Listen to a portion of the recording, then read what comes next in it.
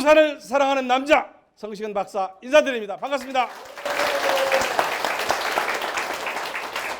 칭찬은 고래도 춤추게 한다 그러는데 강의하는 강사 입장에서는 많이 오시는 게 첫 번째 칭찬이고 두 번째는 호응해주고 박수치는 게 두 번째 칭찬입니다.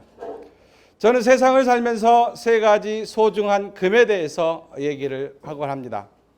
첫 번째 금은 황금입니다. 저도 돈을 좋아합니다. 여러분도 돈 좋아하시죠? 돈 벌어서 여러분 경제적 사유인이 되시기 바랍니다. 두 번째 금은 소금입니다. 지금 봉사단체에서 열심히 봉사는 하고는 있는데 그 봉사라는 의미는 남을 보여주기가 아니라 나 자신을 위한 만족함을 하는데 쉽지는 않은 작업인 것 같습니다. 많이 버시고 사이에 좋은 일 많이 하시기 바랍니다. 세 번째 금은 지금입니다. 지금이라는 의미는 앞으로 살아갈 날 중에서 가장 젊은 날이기도 하지만 마지막 날입니다. 우리는 내일의 불확실성에 살고 있기 때문에 오늘을 필사직생의 각오로 살고 있습니다. 여러분 모두 돈 벼락 맞으시기 바랍니다. 대출 있는 곳에 NPL이 있다. NPL 있는 곳에 경매가 있다. 경매의 시작은 NPL이다. NPL의 시작은 GPL이다라고 제 책에는 여러분한테 소개시켜 드렸을 겁니다. 경매, NPL, GPL은 한 몸체입니다. 그 시작은 GPL입니다.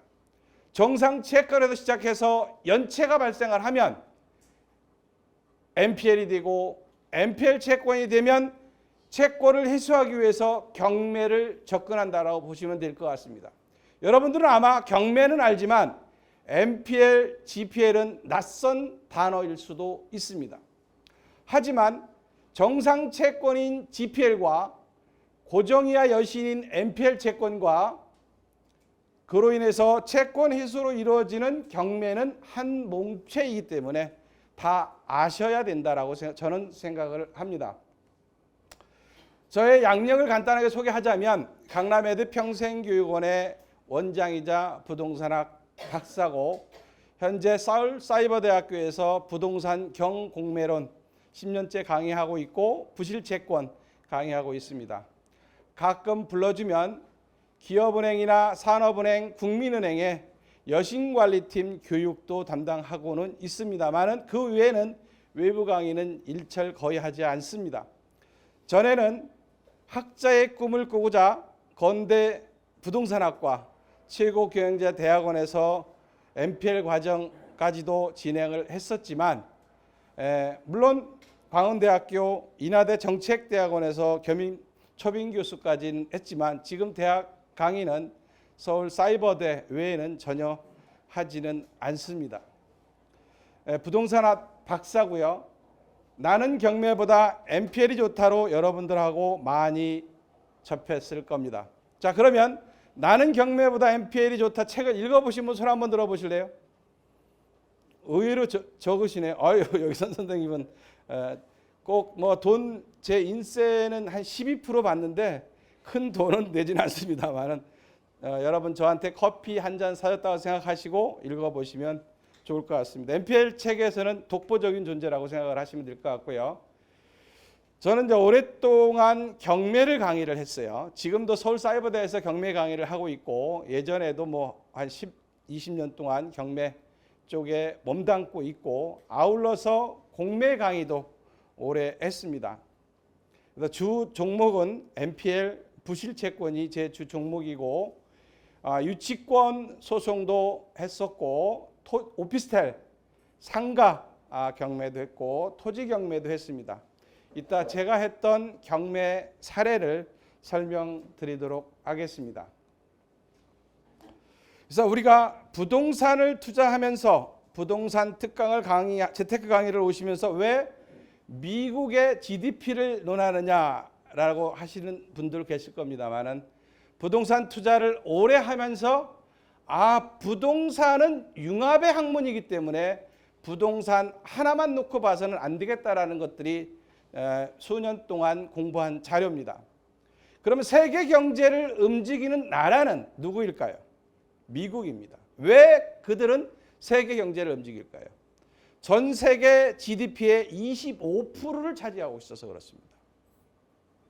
아울러서 중국이 17%, 점차적으로 중국이 올라가기 때문에 우리는 부동산 시장, 우리나라의 경제, 전 세계의 풍향계를 알기 위해서 미국에 대한 것들을 가끔 공부할 필요도 있습니다. 우리나라는 전 세계 GDP의 2%도 차지하지 않습니다.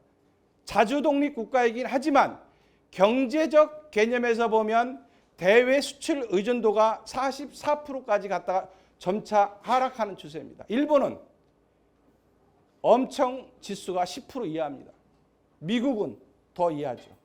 그래서 우리는 수출이 주업인 나라이기 때문에 미국에 대한 개념, 세계 경제의 흐름을 알아야 부동산의 풍향계를 알 수 있다는 게 제 지론이고, 우리나라의 중국, 미국, EU에 대한 비중이 높고 미국의 경제 동향을 최근에 살펴보면 마이너스 성장이라는 단어가 나옵니다.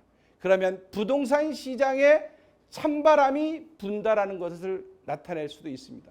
그래서 저는 NPL 시장이 2023년도가 시작되면 호황기가 올 거라고 확신하는 사람 중에 한 사람입니다. 그래서 그동안 우리는 부채에 의해서 성장을 했는데 지금 현재 미국의 경제 동향을 보면 물가 안정, 여러분도 아시다시피 인플레이션에 대한 개념들 속에서 경제보다는 물가 안정이라는 개념 속에서 금리가 7%까지 올라간다는 얘기가 있습니다. 그럼 우리나라 금리는 무조건 7% 이상이어야 됩니다. 그 내용은 여러분들이 잘 아실 것 같고, 그동안의 성장은 우리가 부채 위에 성장을 했다. 코로나19로 인해서 헬리콥터 머니의 살포, 그로 인해서 유동성의 확장, 저금리의 상태로서 부동산 가격이 급등한 원인 중에 하나고, 이제는 그런 것들이 테이퍼링을 통해서 부동산 가격에 영향을 미칠 수도 있습니다. 저는 아침에 일어나서 감사의 기도를 3번을 복창합니다. 첫 번째 감사는 건강하게 일어남에 감사합니다라고 제 스스로 외칩니다. 여러분 한번 외쳐볼까요? 감사합니다. 감사합니다. 아침에 일어나서 감사합니다를 3번을 외치십시오. 왜 그것은 왜 그러냐? 긍정의 의미가 있어야 본인이 부자가 됩니다. 긍정의 의미가 있어야 상대방을 만났을 때 좀 더 부드러운 상태가 된다고 생각을 합니다. 두 번째, 밥 먹고 살고 있음에 감사를 느끼고, 세 번째, 강의하고 있음에 감사를 느낀다는 감사의 기도를 저 스스로에게 합니다. 그러고 나서 아침에 일어나서 무엇을 하느냐? 미국의 주가를 봅니다. 네이버에서 미국의 주가를 보면서 올라갔다 떨어졌다를 보는도 하지만 왜 올라갔냐? 왜 올라갔냐? 인플레이션이 잠잠하다, 금리가 올라갔다, 이런 내용들을 보고, 두 번째는 달러를 봅니다. 우리나라에 위기가 올 것이 안 올 것인가? 1,300달러가 1,300원이 올라가냐 내려가냐? 그 이후에 금 가격을 봅니다. 마지막으로 보는 것은 스위스 프랑을 봅니다. 스위스 프랑 금 가격과 연동성이 좋습니다. 그런 것들을 보면서 오늘의 경제를 한번 고민해 봅니다. 아울러서 출근해가지고는 네이버에서 뭘 쳐요? 부동산 정책을 고민합니다. 정책에 따라서 많은 차이가 있습니다. 저는 노무현 정부 시절 그 이전부터 부동산 투자를 했는데 정부에 따라서 투자 상품이 바뀝니다. 노무현 정부 시절에는 꿈속에 뭐라 그래요? 시그나, 야 이제 주택은 끝났어. 어디로 가 형님? 그랬더니 뭐라 그래? 토지로 가. 그러면서 기업도시, 혁신도시를 얘기를 했습니다. 그때 투자했던 사례들도 나옵니다. 오세훈 시장 되고 나서 뭐라 그래요? 야, 인천 한강 르네상스야. 어디야? 성수동부터 뚝섬까지 용산에도 꽃을 폈죠. 박원순 시장 됐을 때 여러분 기억하십니까? 존치야. 그 순간 한옥마을이 떴습니다. 그러한 정책적 변수를 어떻게 가고 있는가를 보는 것도 부동산의 하나의 풍향계이고, 아울러서 그것이 끝나면 경내 전국의 낙찰가율을 봅니다. 대구 낙찰가율, 인천 낙찰가율, 서울 낙찰가율, 제주 낙찰가요. 그것이 왜 그러냐? 부동산 경제 지수에 가장 먼저 선반영되는 것이 경제 낙찰가율입니다. 몇 명이 낙찰됐고 낙찰가가 얼마인지를 보면 부동산이 올라간다, 떨어진다, 어느 지역이 좋다, 나쁘다를 여러분들이 직감하실 수 있는 데이터로 활용하시면 될 것 같습니다. 그래서 조정지역 해제 나오면 부동산 가격이 하락하고 있구나. 부동산의 미분양이 쌓이고 있구나. 이런 것들을 징표로 나타낼 수 있죠. 부동산 가격이 급등하면 뭐라 그래요? 규제 지역이 증가합니다. 그런 사례들을 보시고 그러면 대구 지역의 낙찰가율을 6월 26일부터 보면 79%, 72%, 78%, 77% 나옵니다. 대구 지역의 집가격이 떨어진다는 것이 사실이구나라는 것을 보실 수 있습니다. 이렇게 여러 자료들에서 여러분들이 투자를 언제 시점으로 잡을 건가를 보시면 될 것 같습니다. 물론 최근에 닥터룸은 금융위기를 얘기를 합니다.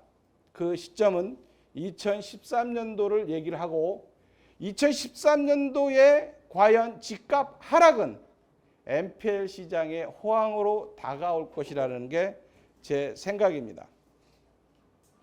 그래서 2013년을 준비하기 위해서 여러분들은 지금부터 공부를 하셔야 된다고 생각합니다.